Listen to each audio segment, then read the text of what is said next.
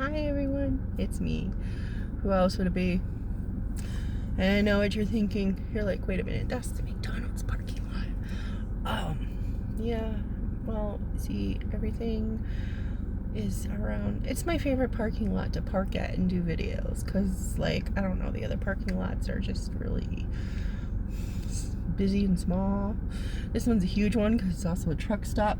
Well, gas station, whatever. Truck stop, trucks park here. You can see in the rear view, there's a truck parking right now. So, lots of room. And it's about a block from the hospital. So, yeah.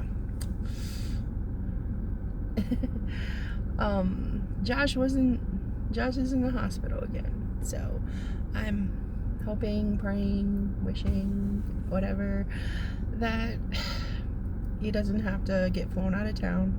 That it's just a couple day thing where they hook him up to an IV and they put him on a monitored diet and then send him home in a couple days. So it doesn't seem as bad as last time.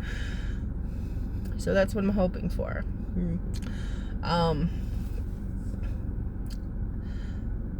You know, and it sucks because, like, he wasn't feeling well for a couple days. Like this last weekend, he wasn't feeling well, and then he felt fine. Then, like, I think Tuesday he went to work, or was it Monday? I don't remember, because he was feeling good again, and then he was feeling okay, and then we went and looked at something, and we went fishing, and he was fine. And then he went to work yesterday, and he came home from work, and he had that smell he has when he's not feeling well. And then he just couldn't sleep last night. He took a couple showers, and I'm like, okay, obviously you're not doing well. You need to go to the hospital or to the ER. Yes. So, and I can always tell because, and I know this is gonna sound weird, and I'm sure somebody's gonna judge me and be like, oh, he's back at the hospital again, and somebody's gonna judge me for smiling and taking it lightly. It happens so much, and if I'm not laughing about something, I'm crying about it. So I'm one of those people who turn my trauma into a joke. So deal with it or don't, you know. I don't give a. And you know, with the pancreatitis, like, when he doesn't feel well, he has this smell that he starts to put off. And I think it's because, like, when his pancreas is out of whack, his blood sugar goes up. He's not diabetic. But when he goes to the hospital and he's having a pancreatitis attack, or I don't know what to call it, when his pancreas is acting funky, his blood sugar is usually really high. Even though, you know, he, like I said, he's not diabetic. When he's fine and he's healthy, his blood sugar is perfect. Usually about 90, not even 80. Like, one time I took it was 85. So, yeah. But I think that's what the smell is. And I have a weird sense of smelling, and I know that sounds crazy or whatever, but, like, I can smell things. I'm so glad, because, like, when I got COVID and I lost my sense of smell and my taste, I was like, no. I was so sad. I sat there and I would, like, sniff my Sensi bar like that, and, like, 50 times a day, just trying to force myself to smell something. And my sense of taste was not, it came back, but it was funky for, like, about a month afterwards. Like, Coca-Cola tasted like dirt. So, but I would also, like, try to shock my taste buds, because, like, I eat different things to see what the reaction of my taste buds were. So that wasn't as traumatic to me as losing my sense of smell. Because I love the smell of good things. I even though I can smell bad things like really, really vividly, like I love the smell of good things. And that's why I have so much Scentsy in the house. Everyone, when they come over, like, if I'm on my game, I'm like, the house smells like coffee and bakery stuff, and all the time I'm like, man, your house always smells so good. Or if I'm cooking. If we're cooking, it smells good too. So, yeah, I don't know. I think I was talking about his pancreatitis or whatever. So, I mean, a lot of this, and it really sucks because, you know, of that car accident all those years ago, and he doesn't have a gallbladder. He has the lung issues. You know, he has the traumatic brain injury, and then he has the pancreatitis. And part of that is because he doesn't have a gallbladder, and then the other part of that is because he did drink all those years that he was living on the Mesa alone. And he's not ashamed of, I'm not like calling him out or exposing him or anything. You know, he's talked about it in another video before too. So it's something like, kind of like, hey, don't be an idiot. Don't be like me. Take care of yourself. And I don't know. So I'm just gonna be doing what I do and trying to hold it together like always. And I thought life was, I should never, and it sucks because this tooth is starting to hurt again. And I was gonna get it pulled this week, but until he feels better, we can't do that, or I can't do that, because there's no way I can drive myself home from Clovis after getting drugged up and having my tooth pulled out. So I'm just gonna, I have some more gel, and I have stuff I need in case the pain gets too bad. If I need antibiotics, I just call my doctor and she'll prescribe them because she knows what's going on. She probably already knows Josh is in the ER too, because, you know, it's the same, it's a small town. It's 5,000 people, you know, like, if somebody's in the ER, half the town already knows. Like, I have a friend whose wife works there. I have, you know, I know people who work there. Half the town probably already knows, and it's only been like 20 minutes. That's the way it is. But yeah, I was really hoping for this thing to happen, but I don't think it's gonna happen now, and it sucks so bad because it was such a good deal. Such a good deal. Okay, like, I'm just gonna say it, even though somebody's probably gonna beat me to the punch. There's this really amazing motel in Logan where there's the lake. That's why we were up there the other day.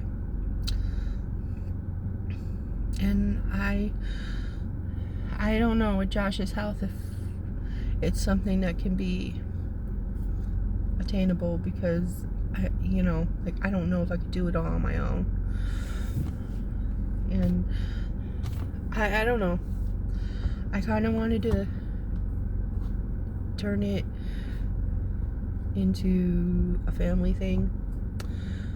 Have some family live out there, and also have some friends live out there, because I have a lot of friends who live in these hostile states with kids. And right now, with everything going on, I know that some of them may have to leave the states that they're living in. And, you know, I wish I could save the world sometimes. And the thing is, this hotel is a really good deal, and I think that if it's not jumped on, you know, I'm gonna miss it. And like right now, it's not my first priority. It's not my first priority. So I might end up missing it, but that just means it was not meant to be. That's basically what it means. But yeah, like, I just wish I could get land and take care of everyone. Well, not take care of everyone, but what I would love is a community, because sometimes taking care of everyone myself gets exhausting.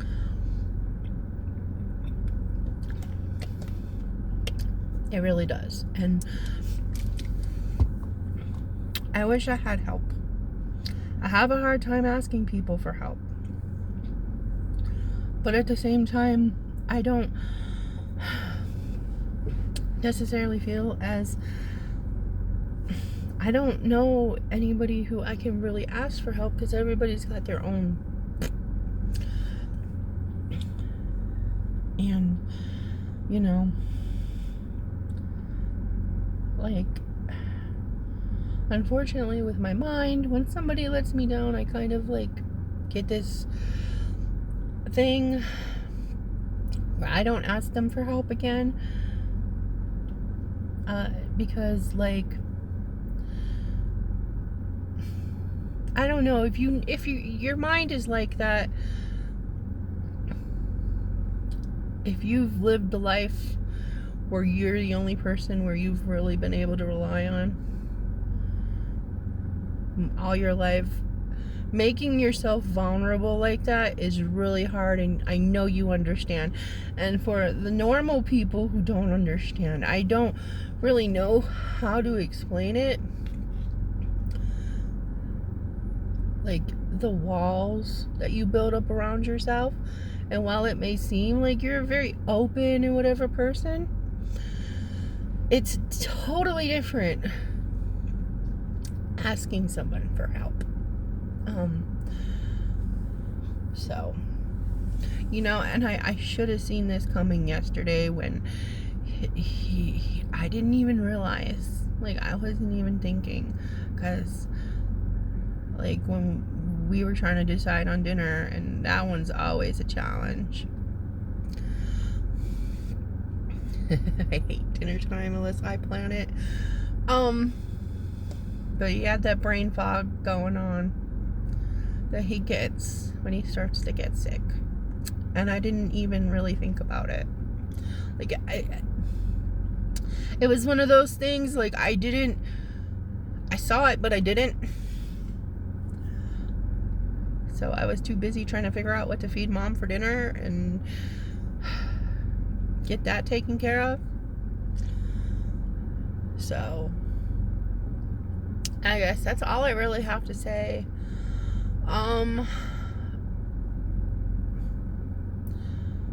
I guess because I'm thinking about stuff and I'm getting distracted, and I'm sorry. So I'm gonna release this in a little bit. To be honest, I'm probably gonna go get the McDonald's because it's $1.49 and it's quick and easy, and Mom's got her worker, he got her food. So I'm gonna go home and work and clean and try to keep my mind occupied and try to be strong. And people were like, you need to take care of yourself, so because you're always taking care of others. And I really don't know how to. I don't know when. Because, yeah, I went to the lake the other day. I didn't go swimming. I got in the water. I put my chair in my fishing chair in the water, and about like I was at where my butt was in the water. But then I sat there for about 20 minutes, and then I saw a snake swimming, and I was like, I'm out of here. I basically went until I couldn't see my feet anymore. Like, I barely could see my feet.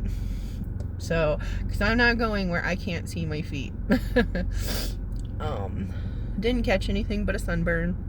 I don't know if you can see it. It's kind of turning into a tan now. But, yeah, it was still very relaxing to be sitting in the water and feel the water and the sounds of the birds and the waves. not the ocean, it's a lake. The sound of the waves. Even to me, that's not a lake, because I grew up with a lake you could not see the other side of. Like Lake Michigan, you don't see the other side of that. That's what I call a lake. Stuff like this is ponds to me. Like, I used to live in Winter Haven, Florida. It's called, like the land of the lakes or something like that. I don't know. And all the lakes were not lakes to me. I'm like, that's a lake? What? Because I could literally, I used to walk around the lake. I used to have to ride my bike or walk to work because it was about 3 miles from where I lived to work. There was no buses. We did not have a car. This is when I was with my ex, not Pablo, a guy named Floyd. And he, you know, we didn't have a car. We couldn't afford one. We lived in this janky trailer. Our electric would get cut off all the time because we didn't have the money to pay it. You know, because he worked this one job and I stayed home. But the thing is, he would get like it would be like downtime, I guess, laid off, seasonally laid off. And then finally I was just like, okay, I got a job. And I used to ride my bike or walk the 3 miles to work, and I was still a big girl. I've always been a big girl. I've never been skinny. I've never been smaller. Yeah. I used to ride my bike and go work. At the Winn-Dixie or the cash and carry. I think cash and carry's gone now. I don't even think they exist anymore, from what I've heard. So, yep. Okay, I really am gonna go now. I don't know why I got on a tangent about lakes. You know, if you've listened this far, let me know how you feel about lakes. No shout outs or anything. I need to do those. I've been distracted this week. I got all your names written down, all the little secret surprise words I've gotten written down, and I'll be doing a drawing hopefully today or tomorrow to pick out who's going to get stuff sent to you for listening and watching my videos all the way through. I appreciate you guys, and you know, I'm gonna go because it's already 10. Get my breakfast order in and not ramble your ears off. So till next time, laters. Stay humble, stay kind, look out for the normal people.